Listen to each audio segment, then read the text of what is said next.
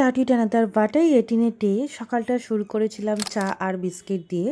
দেন ব্রেকফাস্টে নিয়েছিলাম বাঁধাকপির তরকারি আর রুটি, আর তার সাথে নিয়েছিলাম একটা বয়েলড এগও।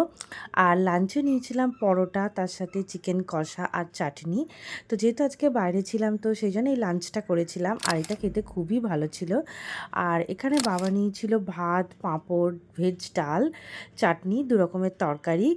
আর তো এটাও বেশ খেতে ভালোই ছিল, বাট আমার আজকে ভাত খেতে ইচ্ছা করছিল না, তো সেই জন্য একটু অন্যরকম খেয়েছিলাম। বাট দুটো প্লেটই খেতে খুব ভালো ছিল। দেন বিকেলবেলা খুব খিদে পেয়েছিল, তো ডাইটিংয়ের জন্য ঘোড়ার মতন, যে ঘোড়ার খাবার চানা, তো ছোলা ভাজা খাচ্ছিলাম যাতে কোনো রকমভাবে ডায়েটটা করা যায়। আর দেন 1 কাপ চাও খেয়েছিলাম, বাট ফাইনালি ডায়েটটা ভেঙে গেছিলো, আর এই চুরমুরটা খেয়েছিলাম। এটা খেতে ব্যাপক ছিল, এত সুন্দর ঝাল ঝাল মিষ্টি মিষ্টি টেস্ট ছিল। আর রাত্রে ছিল আলু কই মাছের ঝাল, ডাল আর রুটি। তো মাছ খেতে আমার খুবই ভাল লাগে, মানে কই মাছ, পাবদা মাছ, এগুলো খেতে খুব ভাল লাগে। আর 1 গ্লাস দুধ দিয়ে দিনটা শেষ হয়েছে।